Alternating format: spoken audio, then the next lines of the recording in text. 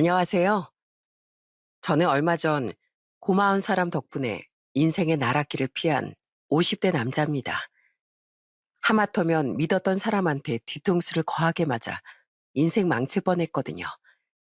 저를 그 위기에서 구해준 건 다름 아닌 저희 집 가사 도우미로 일하시는 이모님이었어요.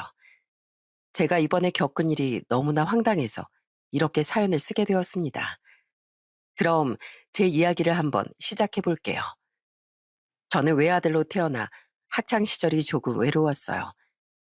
친구들이 형제끼리 의지하며 지내는 모습을 볼 때면 너무 부럽더라고요. 하지만 저희 부모님께서 절 사랑으로 키워주셨기 때문에 어긋난 데 없이 잘 자랄 수 있었답니다. 저희 아버진 제가 대학생 때 돌아가셨는데 그때 어머니랑 부둥켜 안고서 얼마나 울었는지 모릅니다. 그때 전 앞으로 어머니와 둘이 의지하며 살기 위해 돈을 많이 벌어야겠다고 생각했어요. 그래서 저는 직장 생활을 몇 년 하다가 사업을 시작하게 되었어요. 그리고 사업을 시작한 지 얼마 안 됐을 때였습니다. 저는 초등학교 선생님으로 일하고 있는 아내를 만나 20대 후반에 결혼을 하게 되었습니다. 아내는 정말 다정하고 착한 사람이었어요. 하루는 주말에 아내랑 같이 시장에 간 적이 있었는데 제가 엄마 따라온 애들을 보고 흐뭇한 표정을 짓고 있으니까 아내가 이렇게 묻더라고요. 여보, 뭘 그렇게 흐뭇하게 웃어?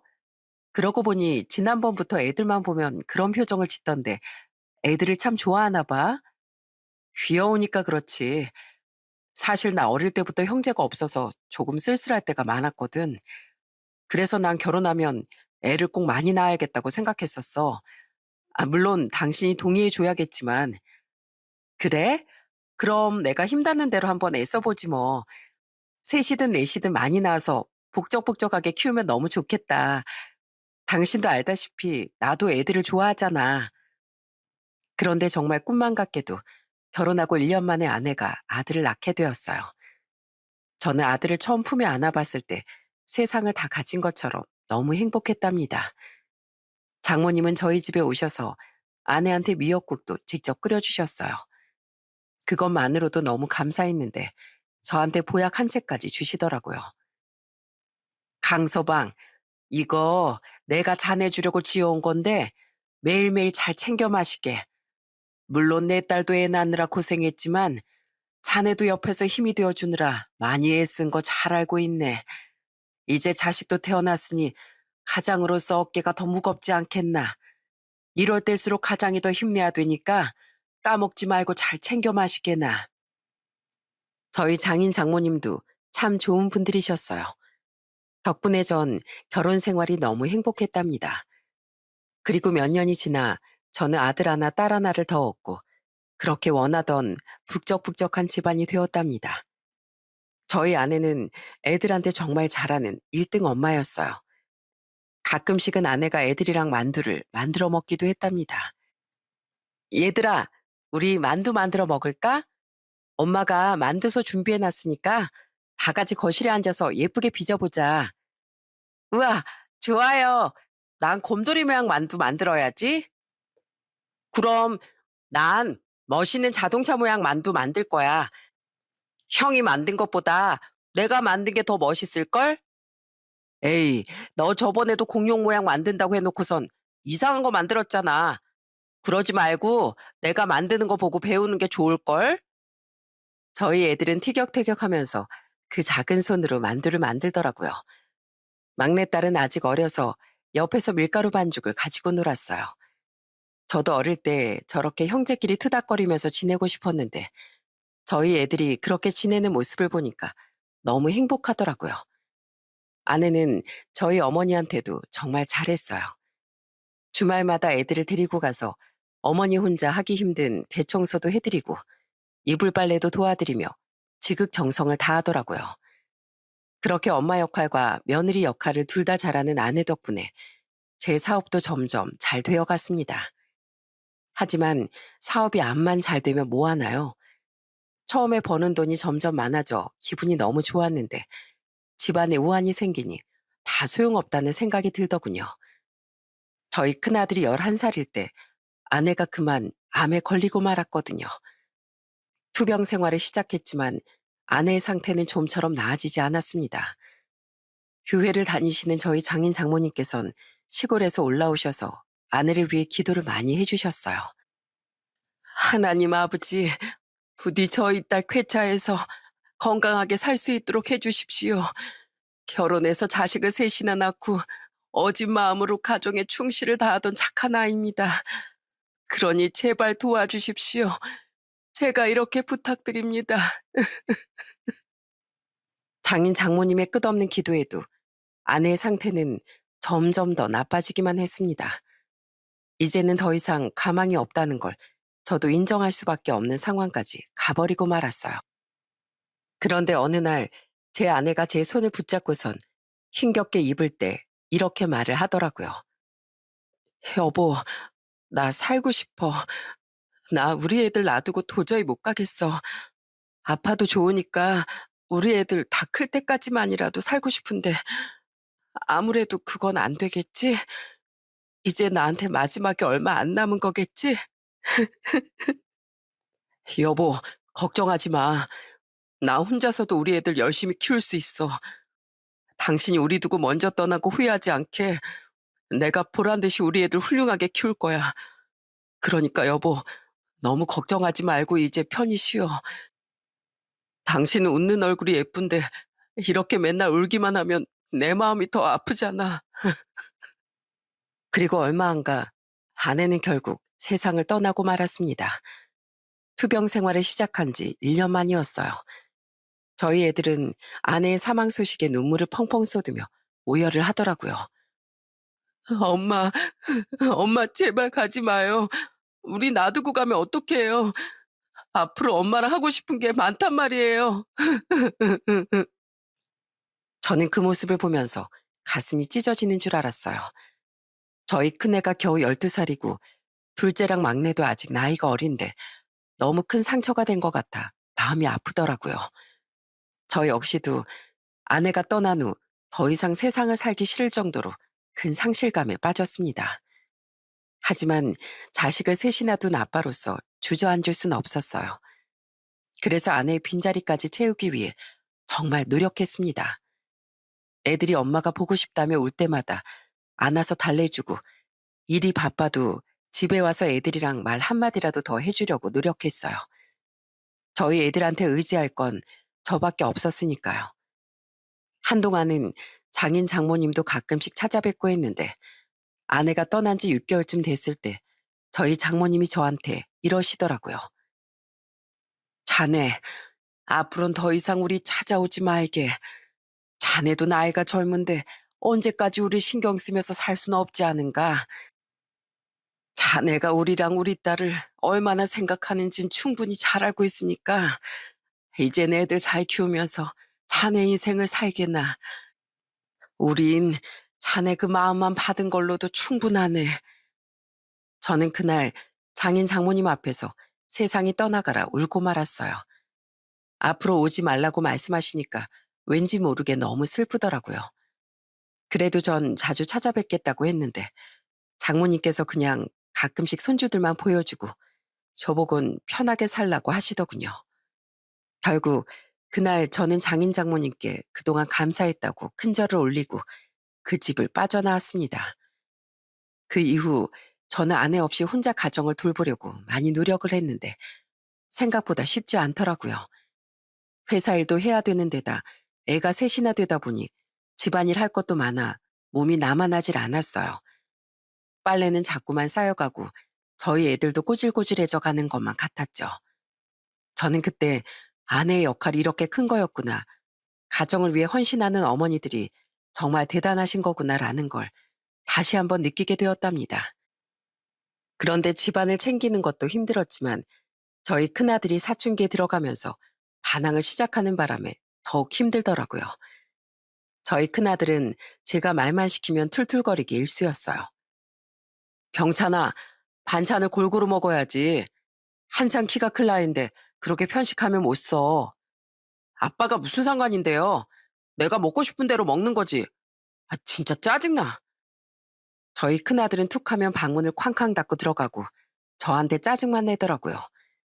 게다가 퇴근을 조금이라도 늦게 하면 아빠가 이렇게 바빠서 엄마를 못 챙기니까 우리 엄마가 일찍 돌아가신 거라며 저를 원망하기도 했어요.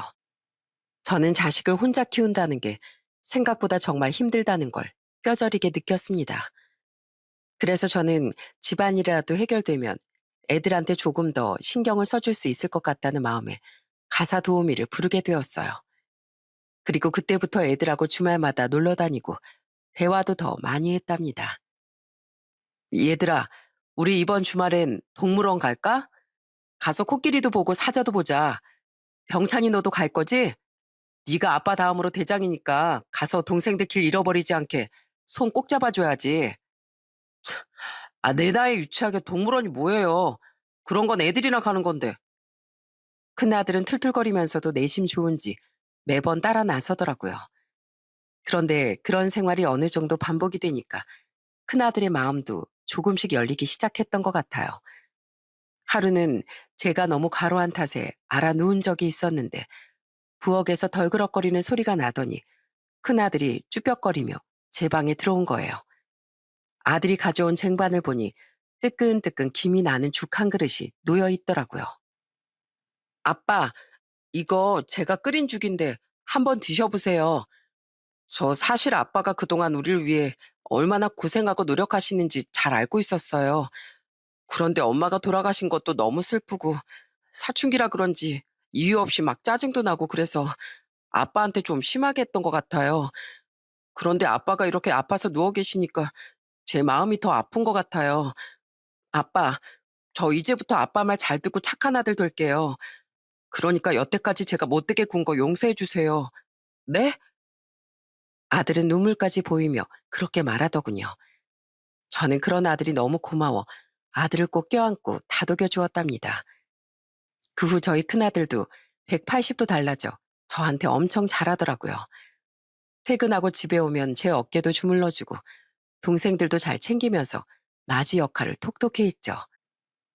그런데 얼마 후에 처음에 일하던 가사 도우미가 일이 있다며 그만두게 되었어요. 새로 두 번째 가사 도우미를 구했는데 또 사정이 생겼다면서 1년도 안 돼서 그만두는 거예요. 그래서 어쩔 수 없이 구한 세 번째 가사 도우미가 제 운명을 뒤바꿀 사람이 되었답니다.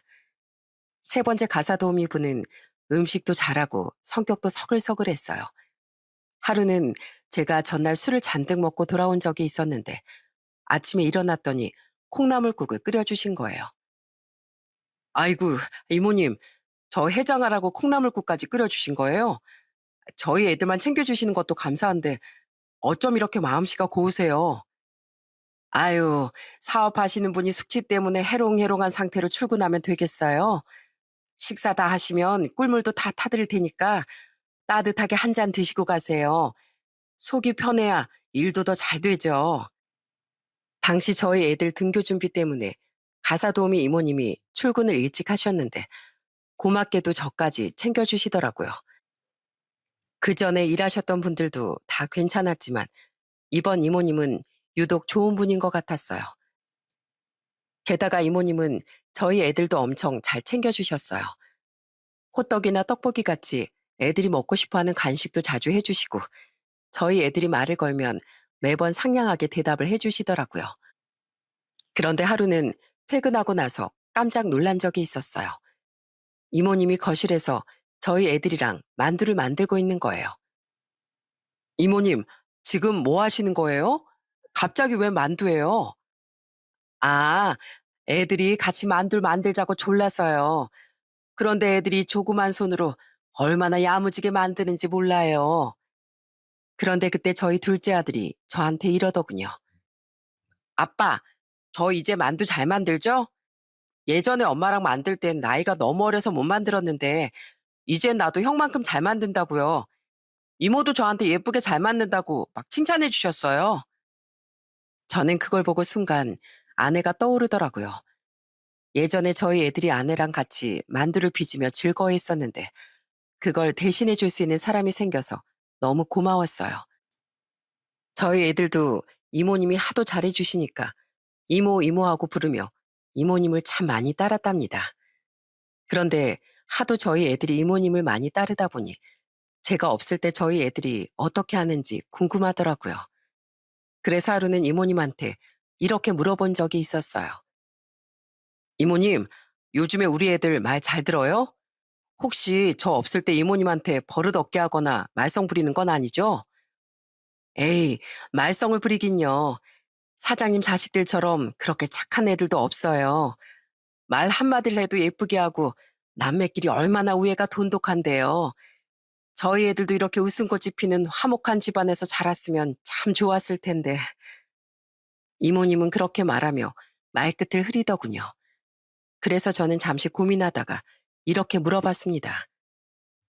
그러고 보니 이모님께서 저희 집에서 일하신 지 2년이나 됐는데 제가 이모님에 대해서 아는 게 별로 없는 것 같네요. 남편분이 안 계시다는 건 알고 있었는데 집안 분위기가 별로 안 좋다고 하시는 걸 보니 혹시 사별하신 건가요?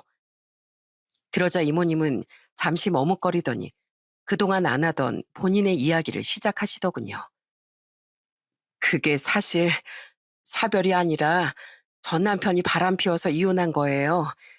그것도 다른 사람도 아닌 제 친구랑 그 짓거리를 했더라고요. 저도 예전엔 식당 운영하는 사장님이었는데 전 남편이 하도 사고를 치고 다녀서 그 식당도 다 말아먹어버렸어요. 그런데 그 와중에 바람까지 피웠으니 아주 미치고 한장하겠더라고요. 결국에 이혼하고 저 혼자 아이들 키우면서 힘들게 살았는데 애들도 환경이 안 좋으니까 방황을 좀 하더라고요. 그래서 어떻게든 애들 잘 키워보고 싶어서 일을 알아보다가 소개받아서 가사 도우미 일을 하게 된 거예요.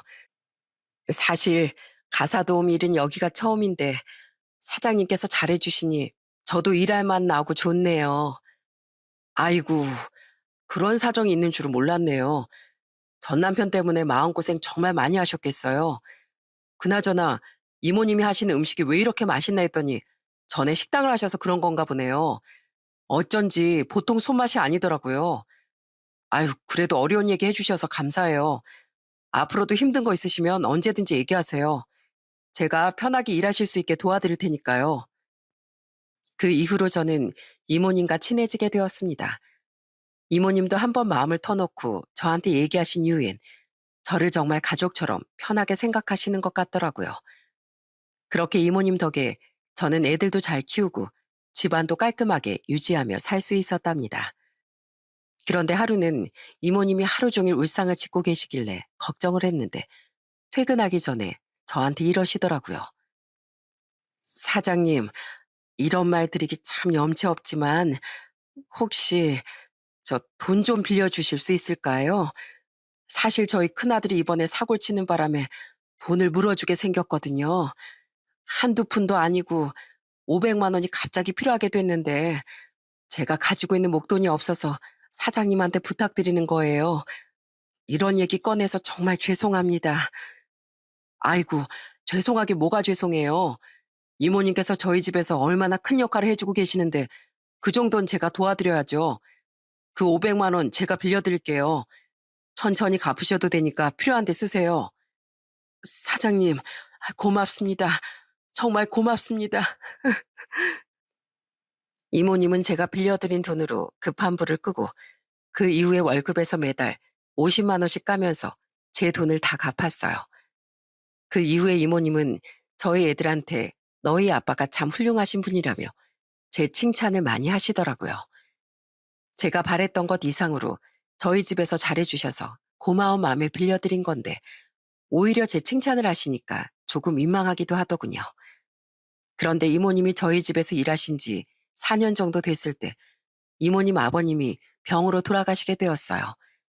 저는 이모님을 가족처럼 생각했기 때문에 경상도까지 직접 찾아가 조문을 했답니다. 그러자 이모님은 멀리까지 와주셔서 감사하다며 몇 번이나 저한테 인사를 하더라고요. 저는 저로 인해 조금이나마 이모님이 위안이 되었으면 좋겠다는 생각을 하며 다시 집으로 돌아왔습니다. 그 이후에도 이모님이 잘해주신 덕분에 저희 집은 항상 화목했어요. 어느새 저희 큰아들도 20살이 되어 대학에 들어가게 되었죠. 그런데 어느 날 저희 어머니가 저한테 전화하셔서 이렇게 말씀하시는 거예요. 인수야, 이제 애들도 다 컸는데 이제 너도 네 짝을 다시 찾아보는 게 좋지 않겠니? 이제 네 사업도 잘 되고 벌 만큼 충분히 번다고 나지만 그래도 남잔 여자가 있고 없고가 다른 거야. 네? 저보고 재혼을 하라는 말씀이세요? 재혼 같은 건 생각도 안 해봤는데 저 그렇게 외롭지 않아요. 지금은 괜찮을지 몰라도 한 해 한 해 나이 먹어갈수록 달라지게 될 거야. 더 늦지 않게 지금이라도 괜찮은 사람 찾아보려무나. 그렇게 어머니와 통화를 마쳤는데 갑자기 저희 큰아들이 와서 저한테 이러더라고요. 아빠, 저 방금 아빠가 할머니랑 통화한 거 다 들었어요. 할머니가 아빠 보고 좋은 여자 만나서 재혼하러 가신 거죠? 저는요, 아빠가 재혼하는 거 완전 찬성이에요. 엄마 돌아가신 다음 8년 동안 아빠 혼자서 엄청 고생하셨잖아요. 여태까지 아빠가 저희만 바라보고 사셨으니까 이젠 좋은 분 만나서 아빠 인생도 찾으세요. 동생들은 제가 돌보면 되니까 걱정하지 마시고요. 어느새 훌쩍 커버린 아들이 그렇게 말해주니 너무 고맙더라고요. 게다가 둘째랑 막내도 큰애한테 들었는지 저한테 와서 새엄마를 갖고 싶다고 얘기를 하더군요. 그래서 저는 한동안 고민을 하다가 결국 결혼정보회사에 등록을 하게 되었습니다. 그런데 이 나이에 좋은 짝을 찾는다는 게 쉬운 일이 아니더군요.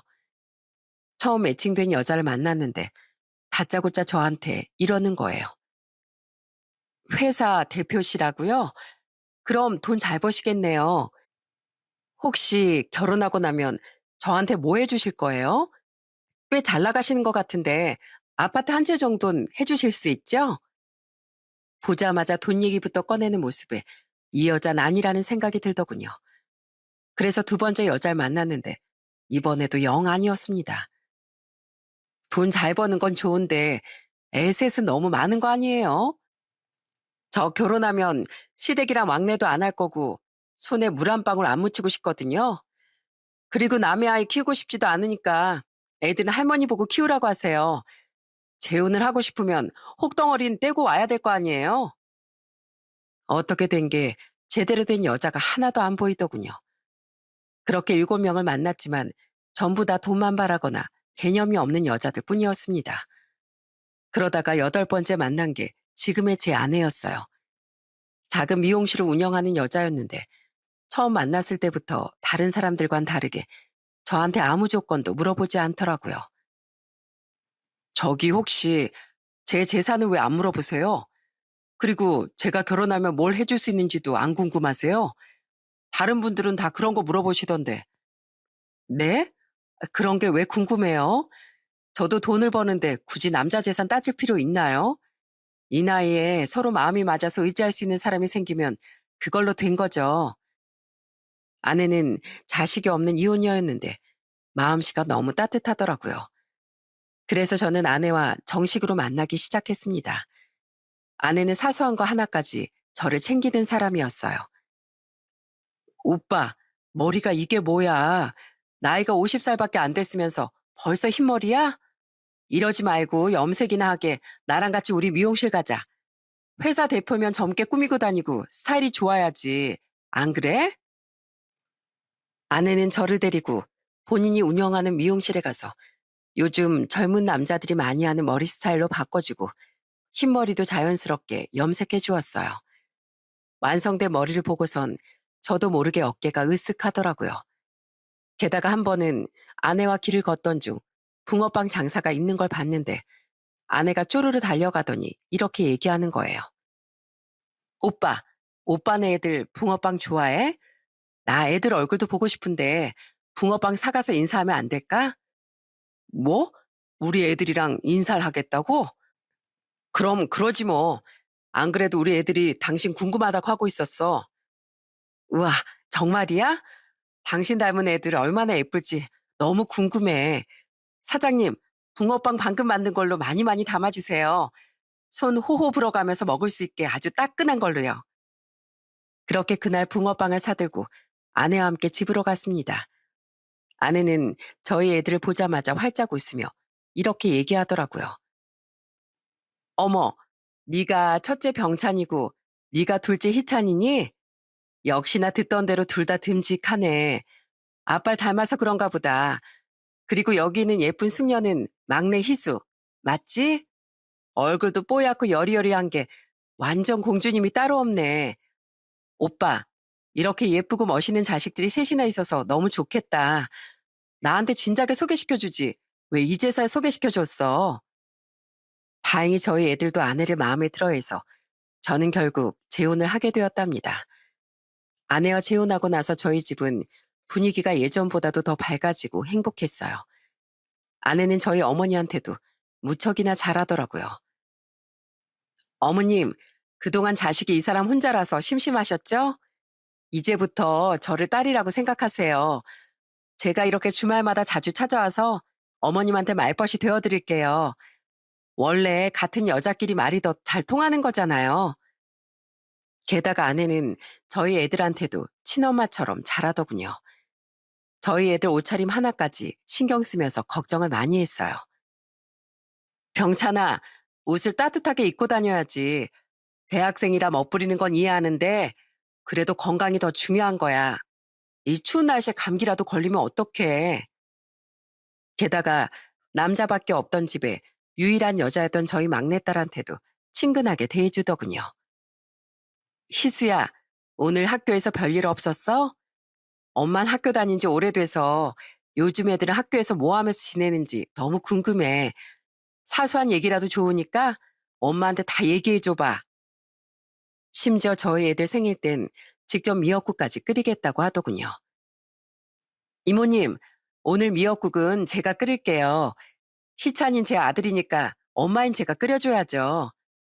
아이고, 그럼 그러시겠어요? 우리 희찬이 진짜 좋겠네. 이렇게 잘 챙겨주는 엄마가 생겨서 너무 좋겠어. 저는 그렇게 저희 가족에게 잘해주는 아내에게 너무 고마웠어요. 그런데 아내는 어느 날부터 자꾸 저한테 아이를 갖자고 얘기를 하더라고요. 늦은 나이였지만 아내가 너무 바라는 것 같길래 노력을 해봤는데 아이가 생기지 않았습니다. 그렇게 아내와 재혼한 지도 3년이 지났어요. 저는 저희 어머니와 애들을 잘 챙겨주는 아내에게 너무 고마워 선물을 하나 해주고 싶었습니다. 여보, 내가 어제 부동산에 좀 갔다 왔는데 강남 쪽에 미용실 차리기 괜찮은 자리가 좀 있더라고. 당신 지금 운영하는 미용실보다 강남에서 오픈하면 훨씬 더 좋지 않아? 그럼 연예인들도 많이 오고 당신 커리어에도 도움이 많이 될 거 아니야? 어머, 나 강남에 미용실 차려주려고? 세상에, 역시 우리 여보가 최고야. 안 그래도 잘 나가는 미용실 원장들 보면서 부러울 때가 많았거든. 당신 차려주기만 하면 내가 진짜 열심히 해서 유명한 미용실로 한번 만들어 볼게. 나만 믿어줘. 저는 그렇게 아내와 함께 부동산을 돌아다니며 좋은 자리를 찾아다녔어요. 그러다가 아내가 딱 마음에 들어하는 자리가 하나 있더라고요. 여보, 여기 진짜 대박인데? 그런데 세가 조금 비싸서 어떡하지? 괜찮아. 내가 당신한테 그 정도도 못 해주겠어? 당신은 여기에서 실컷 실력 발휘할 생각만 하라고. 알겠지? 그날 저는 가계약금을 지불하고 나중에 그 가게를 계약하겠다고 약속하고 왔습니다. 아내는 강남에 미용실을 차린다는 생각에 며칠 동안 계속 실실 웃으며 설레어 하더라고요. 저는 아내가 좋아하는 모습을 보면서 저까지 기분이 좋아지는 걸 느꼈어요. 그런데 얼마 후 상상치도 못했던 일이 일어나고 말았습니다. 제가 일주일 동안 지방 출장을 갔다가 낮 시간에 집에 들어온 날이었어요. 집안엔 이모님만 계셨는데 갑자기 저한테 할 얘기가 있다고 하시더라고요. 사장님, 그동안 저 힘들 때마다 도와주셔서 감사했는데 마지막으로 딱 한 번만 더 부탁드려도 될까요? 사실 저희 큰애가 이번에 대학에 들어가는데 등록금도 내고 자취방도 구하고 이것저것 하려다 보니 돈이 꽤 들어갈 것 같아서요. 아, 그럼요. 도와드려야죠. 이번엔 얼마가 필요하신데요? 더도 말고 덜도 말고 딱 2천만 원만 빌려주세요. 대신 제가 사장님께 사모님에 대한 특급 비밀 하나 알려드릴게요. 진짜 중요한 비밀이라 사장님께서 꼭 아셔야 되는 거예요. 사실 돈 때문이 아니라 원래도 말씀드리려고 했는데 돈 얘기랑 엮이게 돼서 죄송하네요. 2천만 원이란 액수보다 제 아내에 대한 특급 비밀이라는 단어에 어안이 벙벙했습니다. 그래서 저는 놀란 눈으로 이모님께 이렇게 물었어요. 네? 저희 와이프에 대한 특급 비밀이요? 아, 그게 도대체 뭔데요? 그게 사실 그동안 사장님께 말씀은 못 드렸지만 사모님 때문에 너무 힘들었었거든요. 사장님이랑 애들한텐 잘해주시지만 저한텐 거의 악마나 마찬가지였어요. 이모님은 그렇게 말씀하시더니 휴대폰을 들어 직접 녹음한 대화 내용을 들려주시더군요. 저는 그걸 듣고 평소 보지 못했던 아내의 모습에 경악을 하고 말았습니다. 아줌마, 내가 똑같은 반찬 밥상에 2번 올리지 말라고 했죠? 어제 저녁에 먹은 시금치 무침을 오늘 아침에 또 꺼내면 어떡해요? 사모님, 시금치가 많이 남아서요. 메인 요리도 아니고 밑반찬까지 매 끼니마다 새로 만들긴 힘들어요. 사장님께서도 그렇게 식자료 남기시는 거 안 좋아하시고요. 그건 내 알 바 아니고 이제부터 내가 이 집 대장이니까 내 말을 따르라고요. 이래봬도 내가 잘 나가는 남편 둔 사모님인데 매 끼니마다 새로운 반찬으로 진수성찬을 먹어야 되지 않겠어요? 욕 먹기 싫으면 제발 똑바로 좀 하라고요. 아내는 반찬 같은 걸로 이모님에게 막말을 하기도 하고 별것도 아닌 걸로 시비까지 걸더군요. 아줌마, 혹시 방금 설거지하다가 쿵소리 난 거 일부러 나 들으라고 한 거예요? 내가 잔소리 좀 했다고 기분 나빠서 반항하는 거죠? 아니, 그게 아니라 거품 때문에 손이 미끄러워서 그만 그릇을 놓친 거예요. 제가 사모님한테 무슨 반항을 한다고 그러세요? 거짓말하지 마요. 아줌마 지금 내 잔소리 듣기 싫어서 툴툴거리는 거잖아요. 다시 한번 말하는데 잘리기 싫으면 내 앞에서 기분 나쁜 티 좀 내지 마요. 아시겠어요? 그리고 내가 이렇게 얘기하는 거 우리 남편이나 애들한테 말했다간 가만 안 둘 줄 알아요? 그랬다간 아줌마가 내 물건 훔쳐가고 나 때렸다고 얘기할 거니까요. 과연 내 남편이 아줌마 말이랑 내 말 중에 누구 말을 믿는지 한번 두고 보자고요. 이모님이 틀어주신 녹음 파일은 한두 개가 아니더군요. 저는 너무 충격을 받아 입이 다물어지지 않았습니다. 말도 안 돼. 3년 동안 살면서 우리 가족한테 짜증 한번 낸 적 없던 사람인데 어떻게 이럴 수가 있어요? 이모님, 이런 건 저한테 진작 말씀해 주셨어야죠. 그럼 제가 가만히 안 있었을 거 아니에요. 사모님이 얘기하면 잘라버린다고 하도 협박을 하셔서요. 저 이 나이에 일 그만두면 할 것도 없는 거 사장님도 아시잖아요. 그런데 사장님, 아직 충격받으시긴 이르세요. 사모님한텐 이것보다 더 큰 비밀이 있거든요. 이것보다 더 큰 비밀이라뇨? 그게 도대체 뭔데요? 지금도 충격적인데 더 충격적인 게 있다고요? 예, 사실 사모님 요즘 바람 피우시는 것 같아요.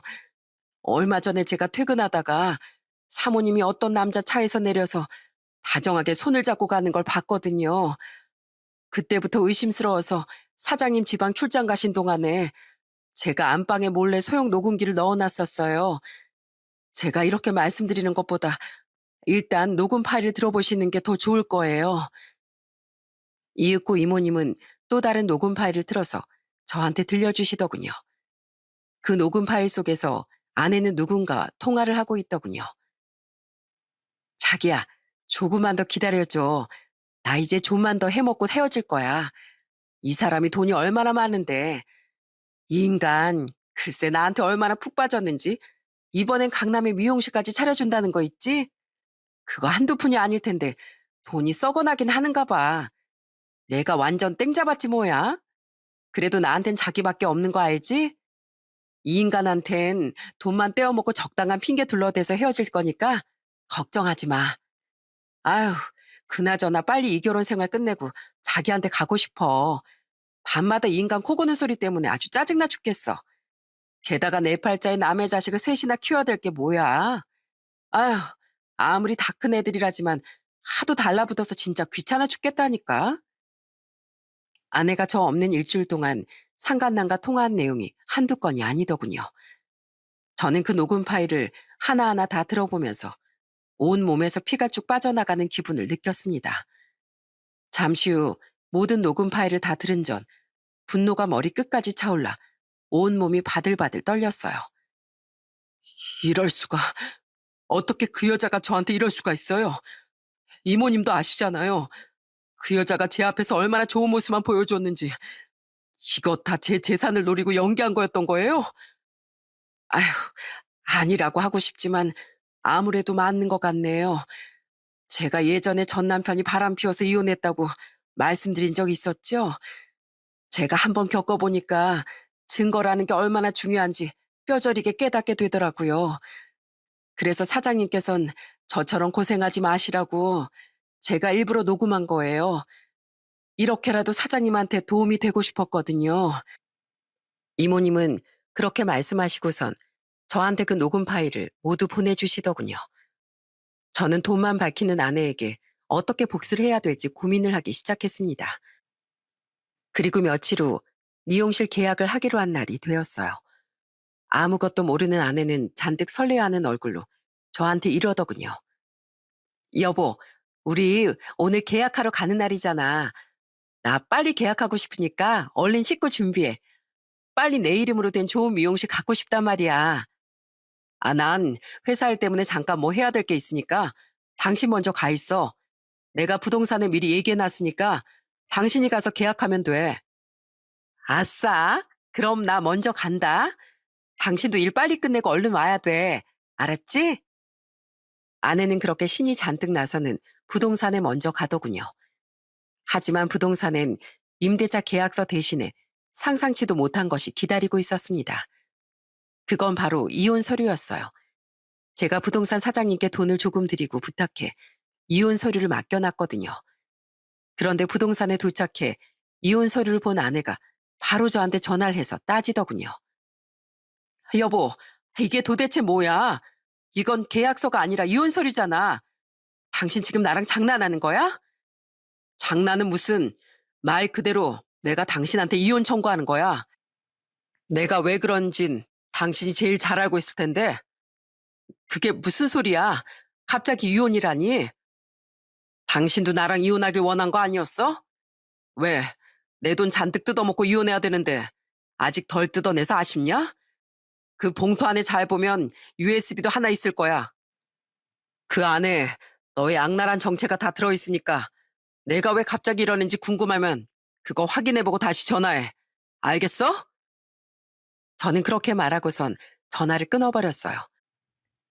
그런데 잠시 후 아내가 USB 안에 들어있던 녹음 파일을 확인했는지 헐레벌떡 집으로 달려오더라고요. 집 안에 들어오자마자 제 앞에 무릎을 꿇고 사정을 하기 시작했어요. 여보, 내가 잘못했어. 나 당신 사랑하는 거 알잖아. 그런데 내가 한번 실수했다고 갑자기 이혼하자는 게 말이 돼? 실수? 넌 그런 걸 실수라고 부르냐? 너 이모님이 우리 집에서 얼마나 중요한 존재인지 몰라? 내가 전처랑 사별하고 혼자 애들 키우면서 힘들어할 때 옆에서 자기 가족처럼 돌봐주고 보살펴 주신 분이야. 그런데 어떻게 그런 분한테 그런 갑질을 해? 게다가 그걸로도 모자라 다른 놈이랑 더러운 짓까지 했잖아. 그런데 그게 실수라고? 당신 혹시 실수라는 말의 뜻을 모르는 거 아니야? 아니, 고용주 입장에서 가사 도우미한테 그 정도 말도 못해? 그런 하찮은 사람한테까지 대우 다 해주면서 살 거면 뭐하러 돈을 많이 벌어? 다들 왕처럼 떵떵거리면서 살고 싶어서 돈 버는 거 아니야?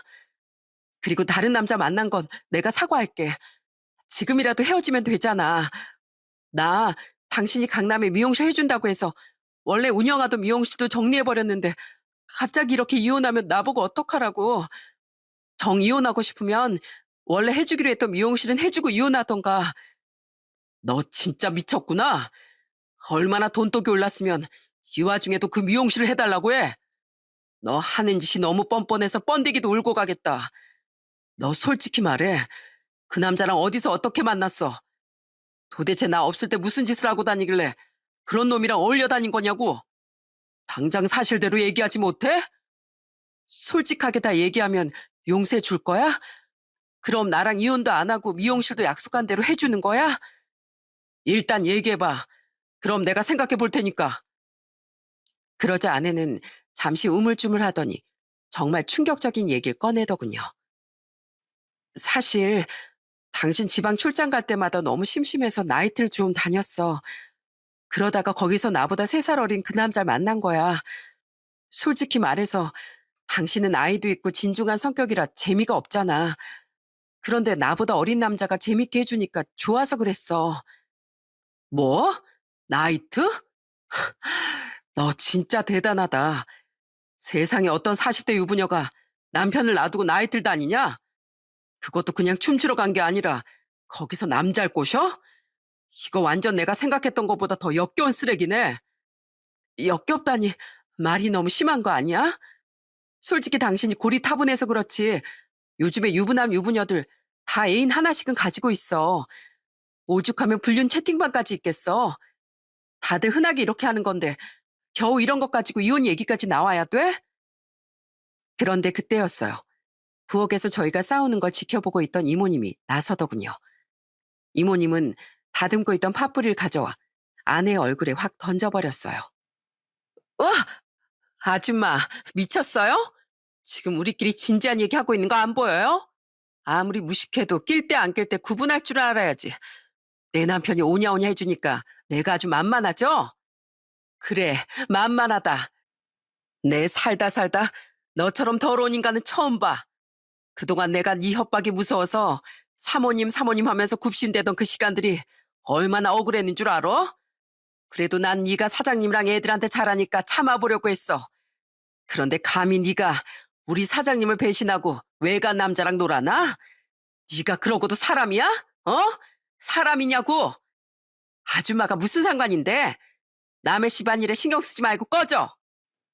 남의 집안일? 야, 내가 너보다 훨씬 이 집에서 오래 지냈어. 이 집에서 애들 커가는 것도 다 내가 지켜보고 살림살이 하나하나 어디에 있는지 빠삭하게 아는 게 바로 나야.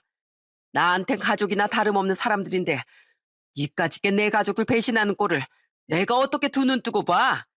너 같은 건 아주 쓰레기 봉투에 담아서 쓰레기장에 갖다 버려야 돼. 거기 있는 악취나는 쓰레기들이 너랑 수준이 딱 맞아. 이 아줌마가 진짜 미쳤나? 여보, 이것 봐. 진짜 나쁜 사람은 내가 아니라 이 아줌마야. 돈 받고 우리 집에서 파출부처럼 일하는 주제에 어딜 감히 나한테 대들어? 여보, 이래도 내가 잘못한 거야? 설마 진짜로 나랑 이혼할 거 아니지? 파출부한테 막말 좀 하고 남자 한 명 잠깐 만났다고 이혼하는 건 좀 아니잖아. 안 그래? 아내는 끝까지 뻔뻔스럽게 나오더군요. 이런 여자인 줄 진작에 알았으면 재혼을 하지 않았을 텐데 3년 동안 같이 살았던 세월이 너무 후회가 되더라고요. 그래서 저는 아내의 눈을 똑바로 쳐다보며 이렇게 얘기했습니다.